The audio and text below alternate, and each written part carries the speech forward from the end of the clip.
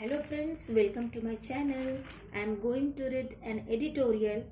Economic Survey Promises Impact of New Labour Codes by Krishna Priya Choragudi.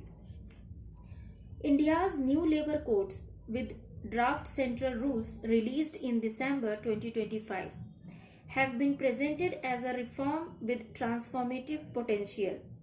The Economic Survey 2025 to 2026 makes an optimistic case.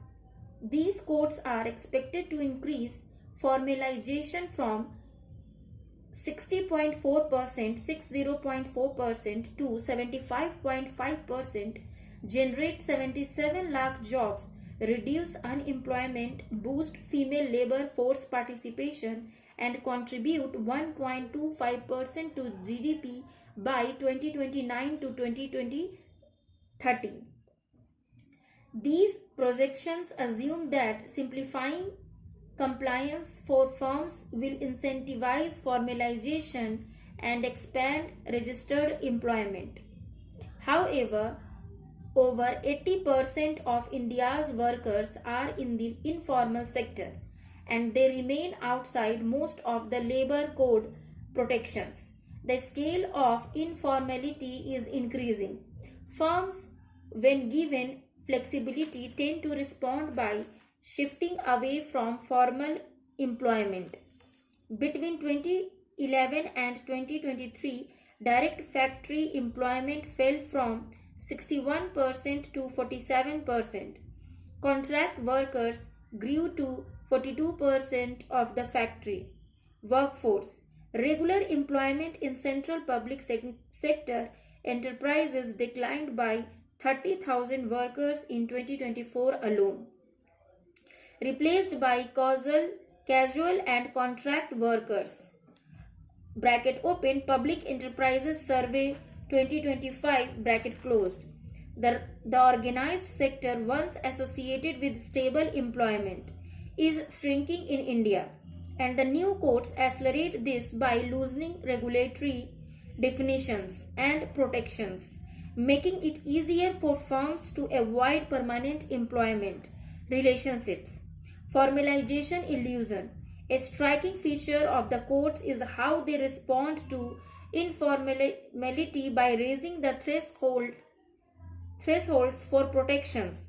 The Occupational Safety, Health and Working Condition Code raises the definition of a factory from 10 workers to 20 with power and from 20 to 40 without power, increases the contract labor threshold from 20 to 50 workers, and raises the threshold for prior approval for layoffs from 100 to 300 workers.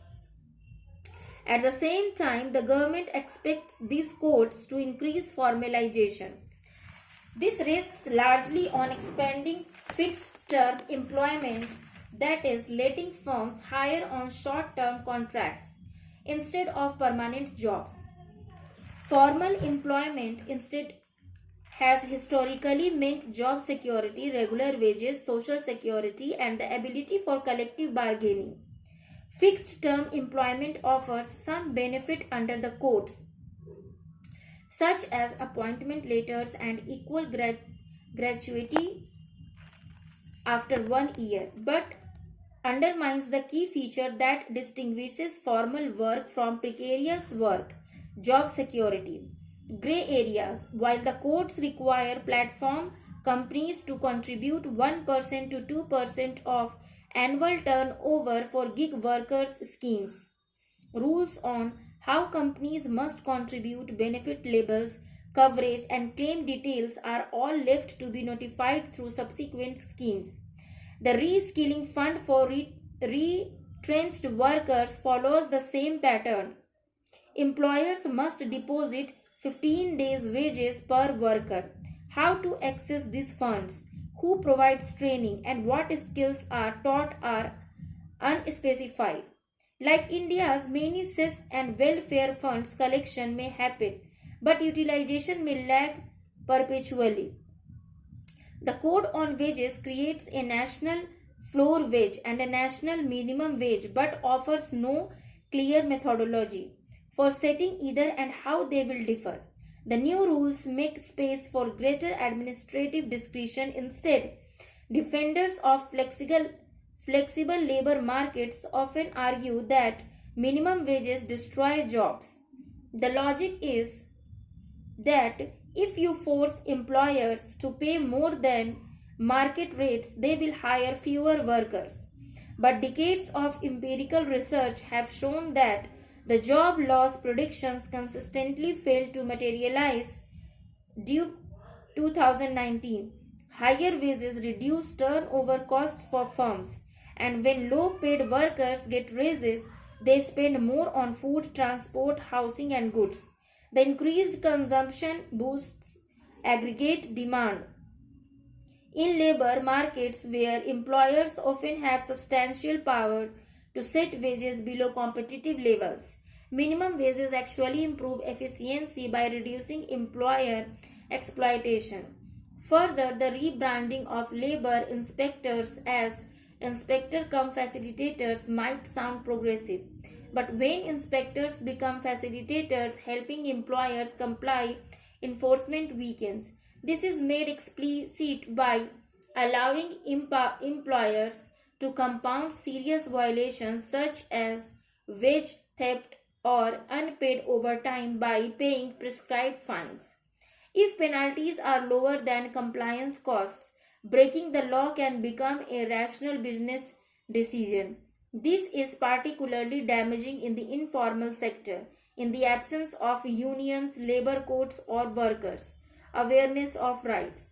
Labor inspectors could have been the only channel for redressal. Converting them to facilitators eliminates even this minimal accountability. There are many assumptions. The labor courts fail to confront what drives informality in the first place. It is not that regulations are too complex for firms to navigate, but that informality is structurally profitable. While technology is automatic routine jobs, the new platform jobs it is creating are bypassing employment relationships entirely. The optimistic projections of the economic survey rest on assumptions that contradict many of the labor market realities. Making formal jobs more flexible will not lead to formalization as long as informality remains cheaper and more profitable. Lower compliance costs will also not create better jobs if firms respond by replacing permanent workers with contract workers. The numbers may eventually materialize, such as higher formalization percentages, but they will measure changes in how firms account for workers, not improvements in how workers actually live. Thank you for listening.